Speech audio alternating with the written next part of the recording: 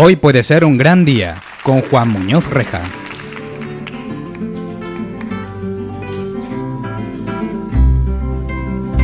Tú y yo, muchacha, estamos hechos de nubes, pero ¿quién nos ata? Pero ¿quién nos ata? Dame la mano y vamos a sentarnos bajo cualquier estatua,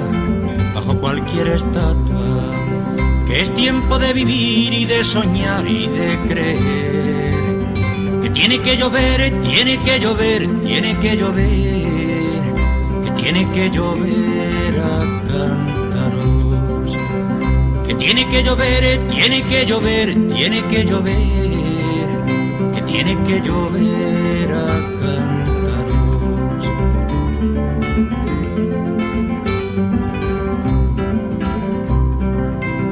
Estamos amasados con libertad, muchacha, pero ¿quién nos ata? Pero ¿quién nos ata? En tu barro dispuesto, elegido tu sitio, preparada tu marcha. Hay que doler de la vida hasta creer que tiene que llover, tiene que llover, tiene que llover, que tiene que llover a cántaros, que tiene que llover, tiene que llover, tiene que llover, que tiene que llover a cántaros. Pablo es una referencia para los cantautores de este país, no solo porque es autor de canciones maravillosas, sino porque es un ejemplo de inquietud musical, de búsqueda permanente y ejemplo también de honestidad y coherencia. Estas eran las palabras que empleaba el cantautor madrileño Ismael Serrano en la presentación de Hechos de Nubes, el disco homenaje al personaje que nos visita hoy. Ha venido para demostrarnos que puede ser un gran día Pablo Guerrero. Pablo, buenos días. Hola, Juan, buenos días. Oye, después de tantos años, uno se acuerda de la primera vez que tocó la guitarra, de la primera vez que hizo una canción, que cantó en público, o ya la memoria va jugando malas pasadas. La memoria juega malas pasadas, ¿no? Pero un recuerdo que mi padre me regaló una guitarra. No recuerdo muy bien los años que tenía, pero era un adolescente. Y recuerdo que claro, en mi pueblo no había nadie que supiera tocar la guitarra, ¿no? Y estiraba tanto las cuerdas que la rompía, ¿no? Y encontrar cuerda nueva era toda una epopeya, ¿no? Y claro, estaba siempre desafinada la guitarra, ¿no?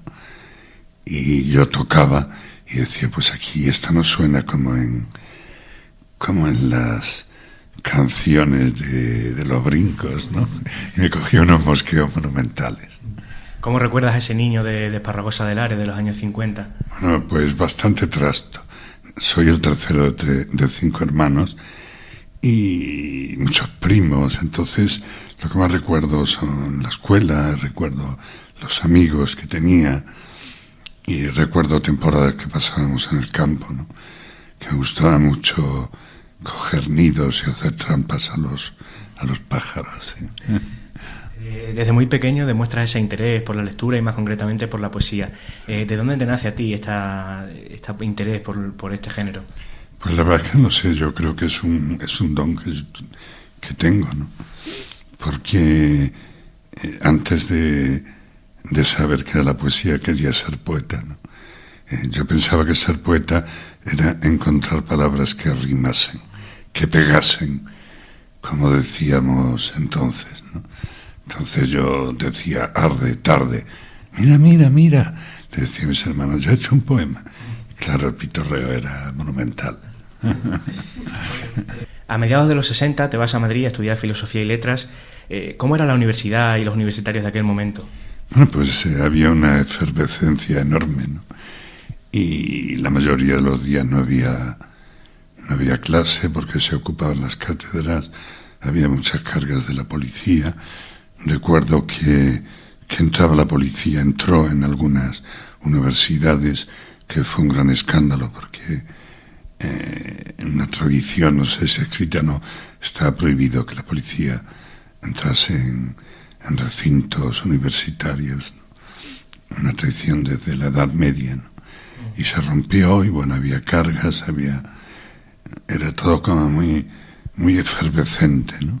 Aprendíamos mucho de los profesores, pero sobre todo de los unos de otros.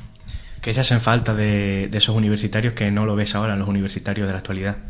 Bueno, yo creo que ahora la gente tiene más claro que la universidad es un paso, es una etapa para luego encontrar, tener la posibilidad de encontrar un trabajo. Ahora es muy complicado, ¿no? Entonces, más fácil. Y bueno, pues nosotros nos parecía que íbamos a ser universitarios toda la vida, ¿no? Háblame de Amapolas y Espigas en el Festival de Benidorm en el año 69. Amapolas y Espigas es la primera canción que publiqué. Iba a decir que escribí, no la primera que publiqué. Es una canción con una estructura muy de canto popular y con unos quiebros y con unos melismas así un poco populares que yo aprendía de la gente en mi pueblo. Es una canción que me dio mucha alegría porque la cantó María Lourdes Pradera, hizo una versión muy bonita, ¿no? De alguna forma la dignifico, porque mi versión es, pues eso, la de un chaval de 22 años que se ve en un estudio de grabación y que por primera vez oye su voz grabada y un poco se me ve asustado cantando la canción.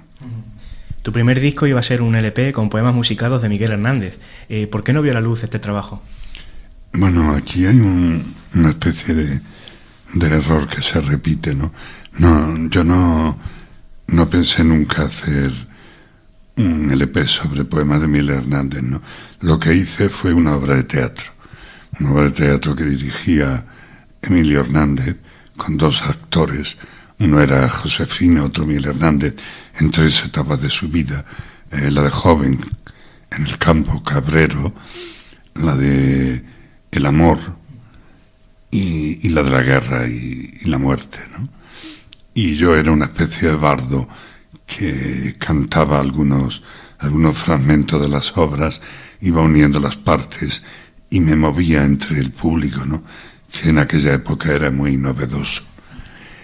Y la verdad es que lo prohibió la censura, pero convencimos al director de un colegio mayor que por qué no lo hacíamos como una especie de ensayo con público. Y con esa fórmula pues nos dijeron que sí, pero solo para la gente del colegio mayor. Se corrió la voz, que era la publicidad de entonces, y estaba a reventar el teatro, ¿no? Y gustó mucho y la gente terminó muy a favor, una efervescencia enorme, ¿no? Y bueno, pues entró la policía, hizo carga, detuvieron al director, muy duro lo que pasó. En 1972 llega tu primer trabajo discográfico, A Cántaros, que se convierte rápidamente en un himno para los jóvenes de la época. ¿Cómo vives tú todo esto? Bueno, la versión de Cántaros primera la grabé en un disco que se llamaba así, A Cántaros. Pero la versión cuando gustó es cuando lo hice la versión de la Olimpia, que es un disco de toda mi carrera musical. Es el disco que más, uno de los discos que más se ha vendido y sí, la canción se convirtió en un himno. Mucha gente conoce la canción y no me conoce a mí, y bueno, de alguna forma hay mucha gente que tiene la canción en su memoria y es un grato recuerdo para ellos, aunque no sepa el autor, ¿no? Y una canción que aparece cuando la gente pide cambios personales, cambios de tipo social, político, aparece que tiene que llover a cántaros. 40 años después sigue teniendo que llover a cántaros, ¿no? Sí, lamentablemente, ¿quién me lo iba a decir a mí, no? Es que 40 años después la canción iba a servir para pedir ahora otras nuevas, estas reivindicaciones nuevas. Tal es tu éxito que en 1975 actúas y publicas Pablo Guerrero en el Olimpia, uno de tus discos más vendidos, como has comentado. ¿Qué destacarías de ese viaje a París y de todo lo que envolvió el concierto, ¿no? De los españoles que te vieron allí? Bueno, fue todo muy accidentado, como era todo en aquella época, ¿no?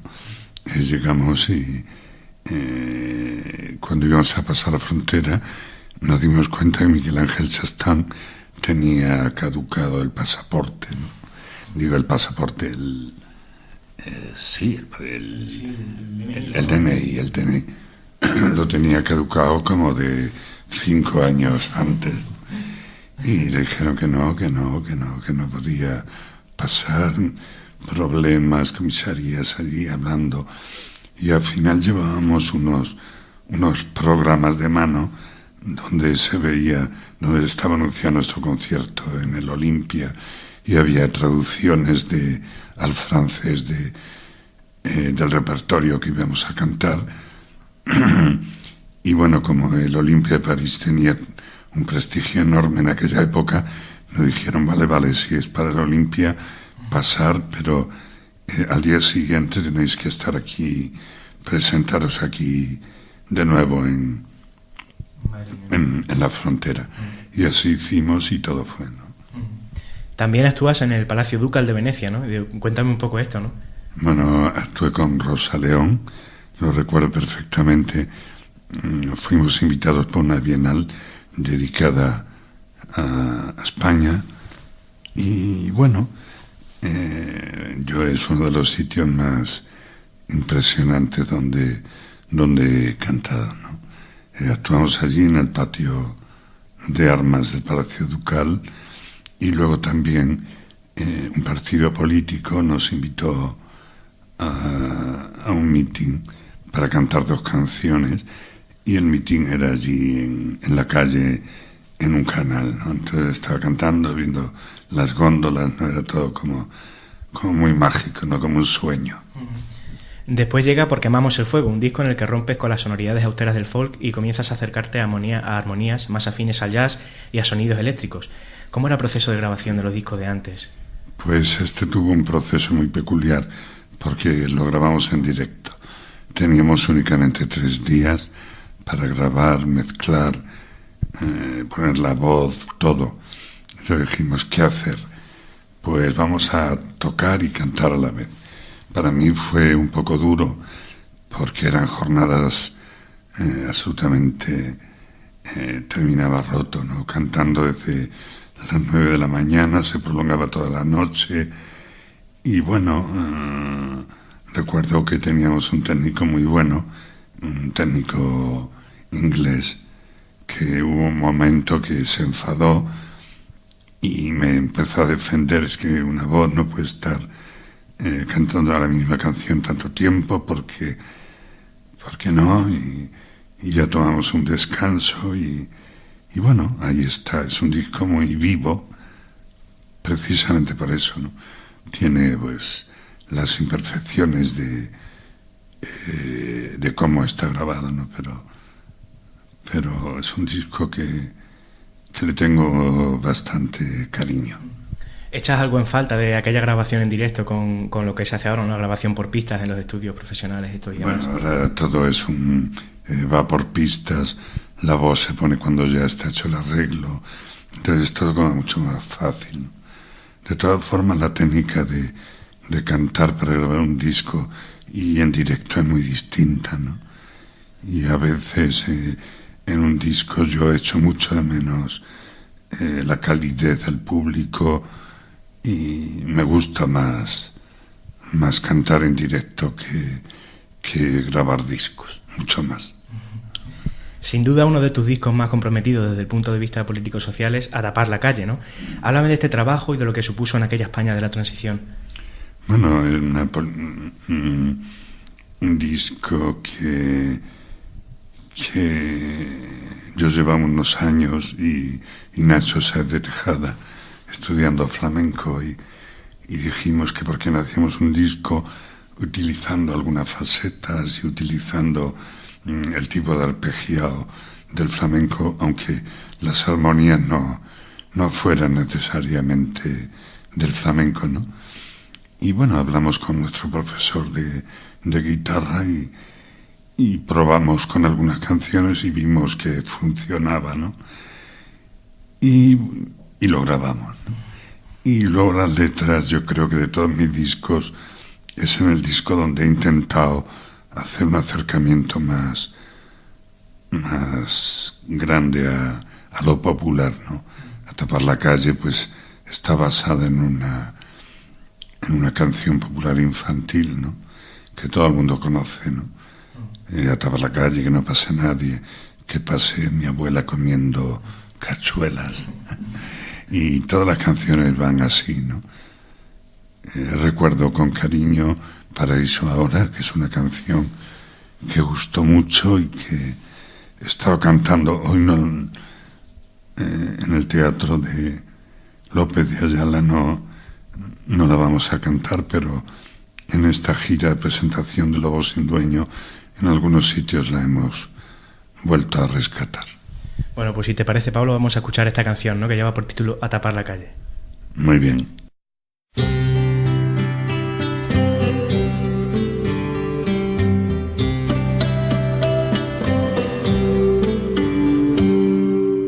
A tapar la calle, que no pase nadie, que vista de negro, que lleve pistola, que hable de la guerra y beba Coca-Cola.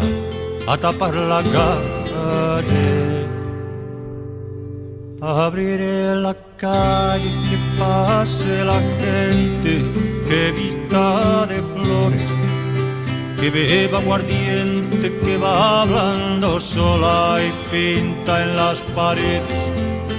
Abrir la calle, a tapar la calle, que no pase nadie, que no tenga dudas, que vaya con prisa y tenga señora que le lava y le guisa. A tapar la calle, abriré la calle a las abuelitas, jugando a canicas, y a los niños malos que cambian un duro por dos perras chicas. Abrir la calle, a tapar la calle, que no pase nadie de los que han ganado y nos han legislado y nos han sermoneado y nos han controlado. A tapar la calle, abriré la calle, que pase la gente que nunca ha pasado, y a los mal peinados y al señor obispo con su novia en triciclo. Abrir la calle, a tapar la calle, que no pase nadie, que viva de alguien con cara de loro, que vaya montado sobre las de oro. A tapar la calle, abriré la calle, a tapar la calle, a vivir en la calle, a soñar en la calle, a cambiar en la calle, a tomar en la calle, a vivir en la calle, a soñar en la calle, a cambiar en la calle. Pablo, qué bonita esta canción, ¿no?, de A tapar la calle. Sí, es muy bonita. Y mi querido y llorado La Bordeta hizo una versión ahí con toda la gran potencia y las ganas de su voz. Y además es la última vez que La Bordeta entró en un estudio de grabación. ¿Cuál crees que es el papel de los cantautores en la actualidad? Bueno, pues cantar y hacer buenas canciones, ¿no? Y reflejar un poco la época que le ha tocado vivir y su denuncia, su aceptación. Cantar sentimiento, cantar al amor, cantar a la amistad, cantar al futuro, cantar a la luz. Yo creo que es el papel de siempre de la canción. Abrazar al oyente y bueno, hacer a la gente un poco más amable la vida, ¿no? Cuando una canción queda en el recuerdo de una época feliz, de una persona, pues es muy bonito porque está ahí y le acompaña y a la gente le gusta oírlo una vez y otra y descubrir matices y cosas nuevas en la canción. ¿Hacia dónde va el género canción de autor? Yo veo ahora muy con guitarras españolas y quizá con la influencia de la música clásica. Vamos a hablar ahora de poesía, porque aunque siempre has tenido relación con este género, es en la década de los 90 cuando comienzas a dar a conocer esta faceta con libros como Los dioses hablan por bocas de los vecinos, Escrito en una piedra o Los cielos tan solos. Pablo, ¿por qué la poesía? Bueno, la poesía es una mirada y para mí la poesía me ha acompañado siempre, ¿no?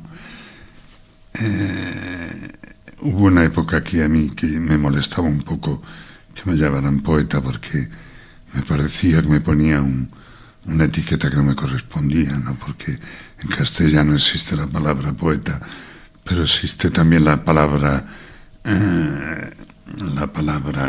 letrista, ¿no? Que se aplica a quien hace letras de canciones. Siempre he escrito poesía, pero fue en la época de los 90, muy a primeros, cuando publiqué el primer libro.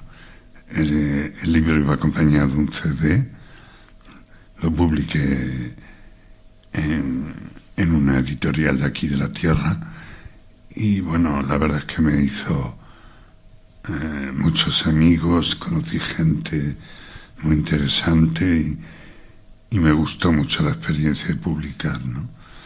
Y por eso seguí publicando. ¿Crees que la poesía goza de buena salud? Yo creo que sí, yo creo que hay cantidad de poetas, ¿no?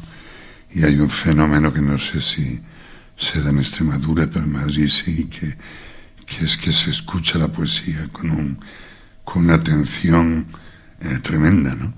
Hay garitos que llegas y dices, Dios mío, de aquí salgo por pies.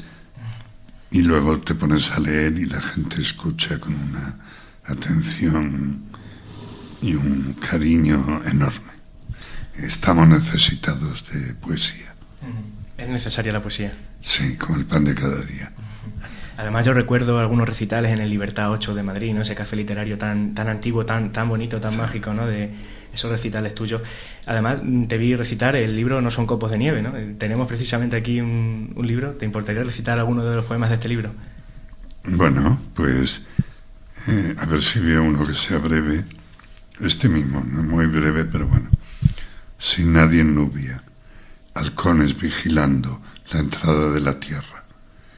Arco en tensión, disparando a la sombra. Si te retengo huyes, estela azul derramada. Visiones de la esperanza que iluminan el llanto de las bestias. El templo sin campana, la orfandad de la noria, la cicatriz abierta de un huerto abandonado. En su umbría descanso, encendidos colores de la tarde me cubren cuando, vacío, me lleno. Después, como los presos, como animal herido, quiero volver a casa, huésped de atardeceres, sin nadie en Nubia, resplandeciente y pobre.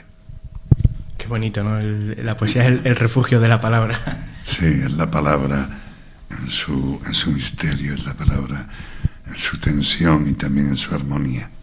Háblame de ese homenaje a los poetas extremeños que se llama Luz de Tierra.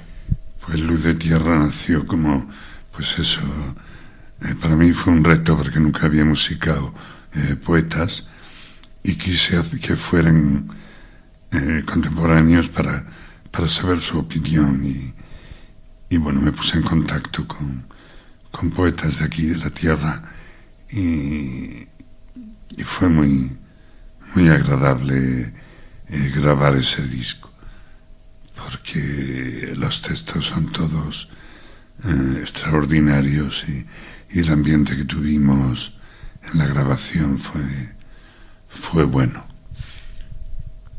Si tuvieras que convencer a alguien para que leyera poesía, ¿qué le dirías? Pues la verdad es que yo creo que que pierdan el miedo a la poesía, ¿no?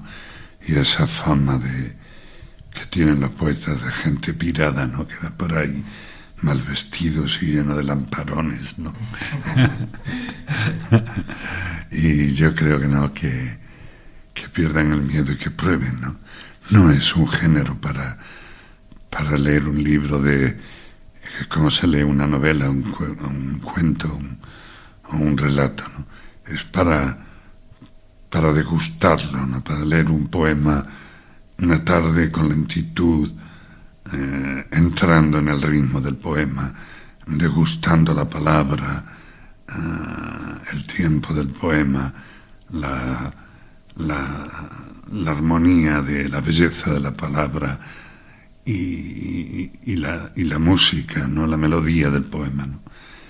Y ya está, queda ahí y muchas veces cuando lo necesitamos aparece como mágicamente y nos ayuda en momentos complicados. Sueños sencillos, Plata y Luz de tierra son discos en los que se puede escuchar al Pablo Guerrero más maduro, ¿no? El de los textos poéticos y sonidos preciosistas. ¿Qué Pablo Guerrero le gusta más, ¿no? ¿El de los 70 o el de ahora? Bueno, yo siempre pienso que lo que hago ahora me gusta más que lo de antes. Yo creo que sigo cantando, a ver si doy un recital maravilloso y sigo escribiendo poesía, a ver si escribo un libro que me gusta, pero pasado el tiempo digo, bueno, voy a ver si consigo hacer un disco mejor. Y me suele gustar lo último que hago. No vuelvo a lo anterior, no lo escucho o lo escucho muy poco. Bueno. Si tuvieras que quedarte con algún concierto, ¿con cuál te quedarías? Bueno, pues la verdad es que no lo sé, porque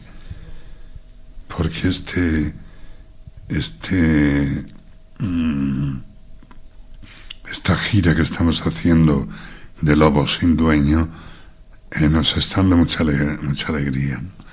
Llega muy directamente al corazón de la gente y les gusta. ¿Podrías contar alguna anécdota curiosa que haya sucedido en algún concierto? Porque los músicos siempre estáis viajando, ¿no? Siempre estáis en la carretera y siempre pasan cosas, ¿no?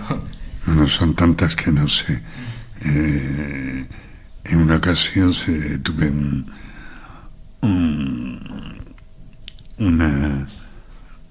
pequeño lapso de memoria y en lugar de callarme y empezar de nuevo la canción, me inventé sobre la marcha la letra y claro, la música decía, bueno, ¿qué has cantado? Si lo que has cantado no tiene ni pies ni cabeza, ¿no? Ni sentido ninguno. Yo me inventaba palabras a ver cómo sonaban, ¿no? Y me tomaron mucho el pelo durante varios viajes. Actualmente estás presentando una antología que lleva por título Lobo sin dueño. ¿Cómo ves el panorama discográfico? Fatal. Está muy mal, ¿no? En este país los derechos de autor están en entredicho, se respetan poco y bueno, yo creo que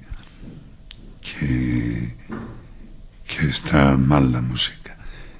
Pero bueno, quizá para los artistas minoritarios no está tan mal, ¿no? Porque vender 2.000-3.000 discos cuando estaba tan bollante la industria, pues te miraban como diciendo, bueno, pero tú te escupían casi.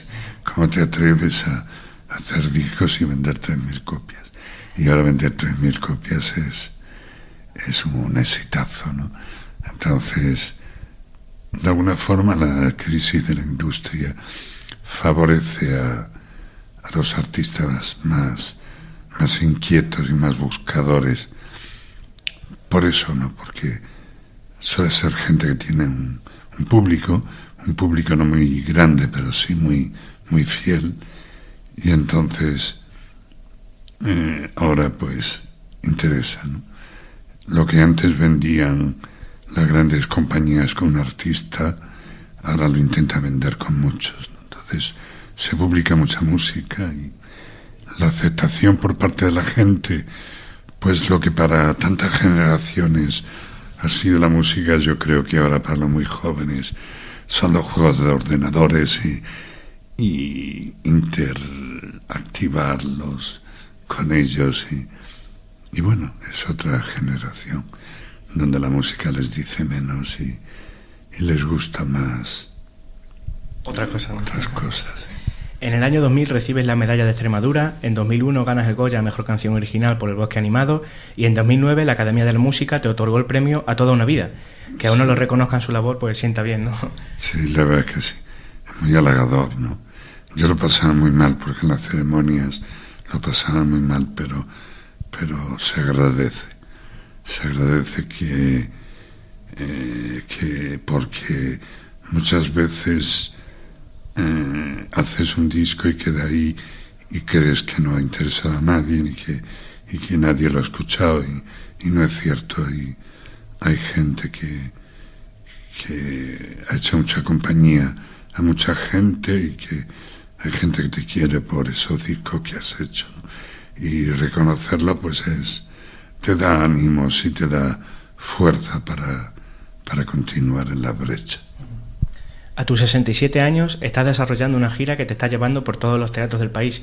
Aquí hay Pablo para rato, ¿no? Bueno, como suele decirse, hasta que el cuerpo aguante, ¿no?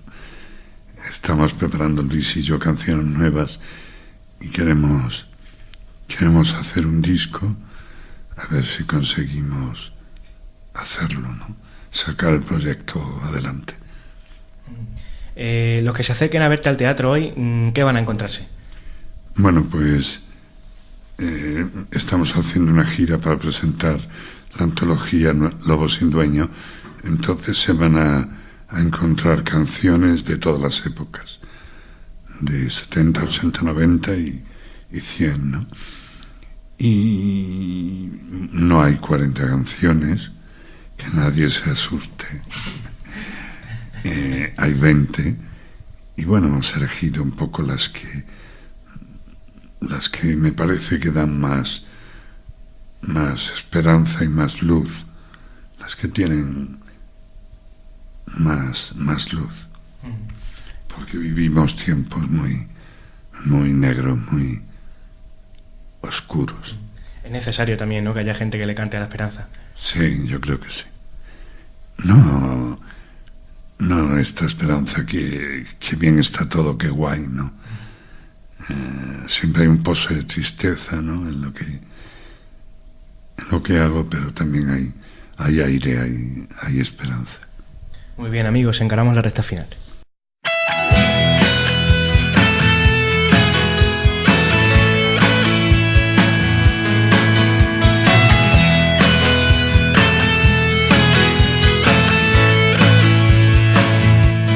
Gran alfombra roja.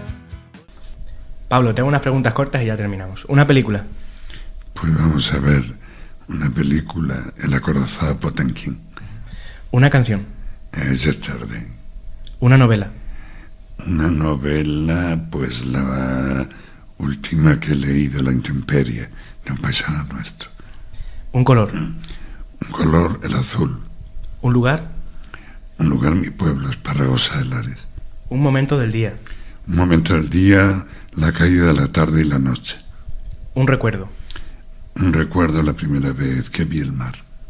¿Un plato de comida favorito? En la caldereta extremeña. ¿Un motivo para demostrarle a nuestros oyentes que hoy puede ser un gran día? Pues duro con él. Muy bien, gracias, Pablo. Siempre es un placer escucharte. Tus palabras son muy sabias y le llenan a uno el espíritu. Gracias a ti, Juan, y un abrazo a ti y a todos tus oyentes. Además, te lo digo como seguidor, Leonard Cohen es el Pablo Guerrero canadiense. Bueno, gracias. Muy bien. Bueno, pues esto ha sido todo, amigos. Samuel Hernández estuvo a la producción y a la realización, el que les habló, Juan Muñoz Reja. Muchas gracias y hasta pronto. Feliz Navidad sangrienta, te desea mi corazón en venta. Hoy puede ser un gran día con Juan Muñoz Reja.